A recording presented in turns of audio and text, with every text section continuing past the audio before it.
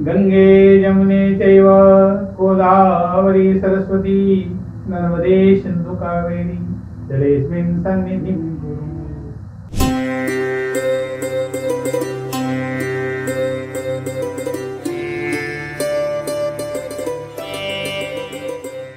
हमारी आज के विषय में जो है, हमारे विषय बात करें हम अपनी नदियों की पवित्रता और नदियों के द्वारा हमारा कितना कल्याण होता है।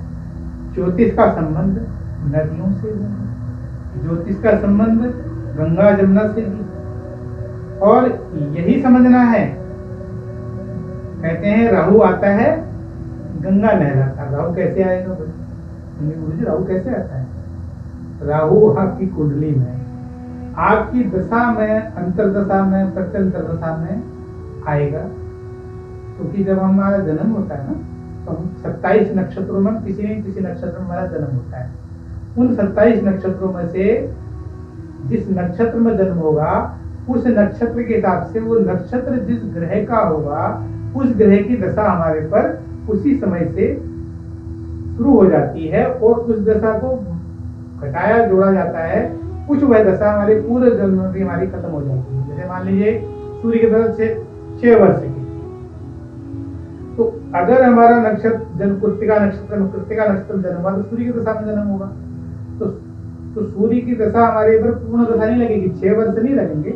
हो सकता है वो 3 वर्ष हो, 2 वर्ष हो या 5 वर्ष हो। तो गणित के आधार पर मैथ गणित है कि कितना नक्षत्र का भुगतान हो गया, कितना नक्षत्र का आगे बढ़ना है, क्योंकि वह नक्षत्र कितना समय चलेगा वो समय से शुरू होकर के समय पर पूर्ण होता है।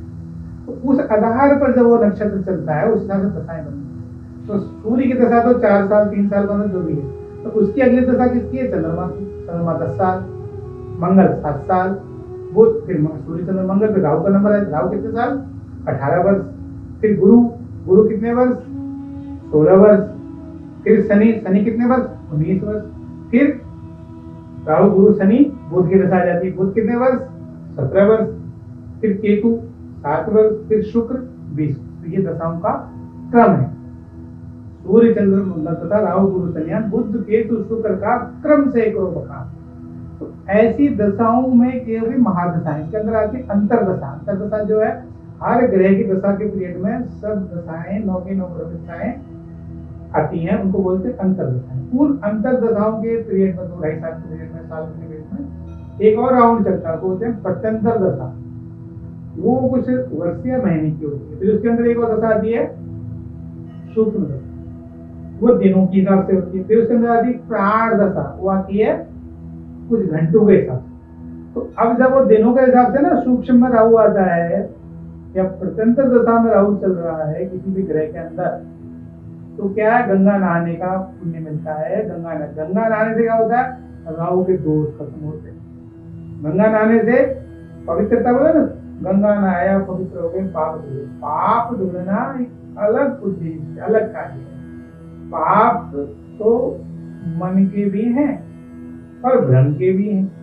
तो कहा गया राहु आता है गंगा नहलाता है। तो जब राहु की दशा आपको पीड़ित कर रही है, आपको परेशान कर रही हो, आप ब्रह्म हो रहे हो, आपका मानसिक स्तर ठीक नहीं चल रहा है और आप दुविधाओं में फंसे हुए हो, आप किसी भंवर से नहीं निकल रहे, क्या करें? गंगा जाए। गंगा नदी के पास जाकर के संकल्प लें, पहले वहां बैठे और गंगा जल को पहले अपने छिड़कें। सीधा गंगा में नहीं गोता लगा देने का, गंगा स्नान नहीं होता। क्या करें?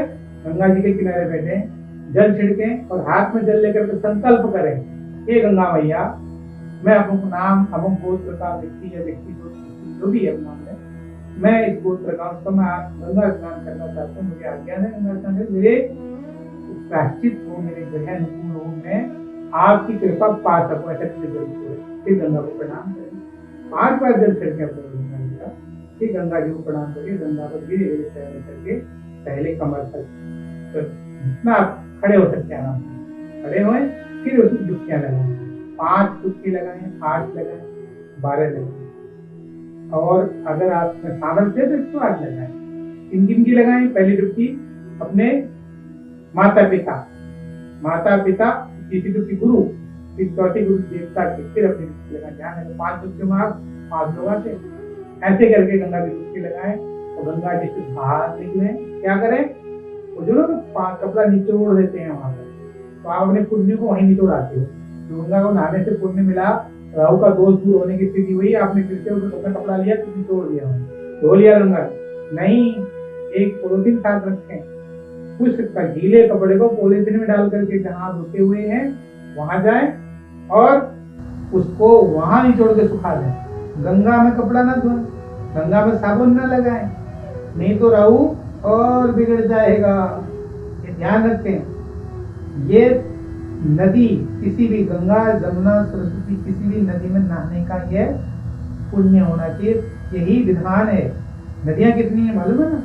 गंगा, यमुना, सरस्वती, नर्मदा, सिंधु, कावेरी तो प्रमुख नदियां हैं। और इसी प्रकार गंगा, भागीरथी, गोदावरी, क्षिप्रा, ये तो ये होगी पुण्य नदियां जहां पर।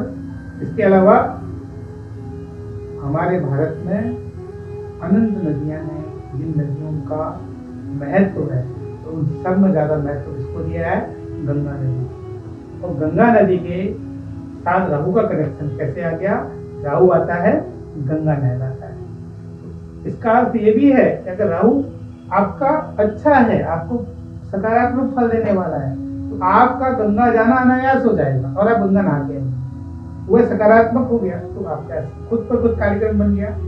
अगर परेशान है, ठीक नहीं हो रहा, तो सबसे बड़ा तरीका है घर से निकलें, अपने परिवार के साथ जाएं, और पति पत्नी है, विवाहित है तो साथ में नहाएं, बालक है तो अपने माता पिता के साथ नहाएं, गंगा जाएं, स्नान करें और ये नियम का जरूर पालन करें। आप देखेंगे आपका ग्रह राहु और केतु अनुकूलता की तरफ चल पड़ेंगे। ध्यान रखें, जीवन को सरल बनाएं, जीवन सरल तरह से जिए और इस ज्ञान की गंगा को शेयर करें, जितना ज्यादा हो सकता है लोगों को बताएं, जिससे और उनका भी कल्याण हो। हमेशा दूसरों के कल्याण की योजना रहेंगे तो आपका भला भी निश्चित होगा। यही शुभकामनाओं के साथ जय माता दी।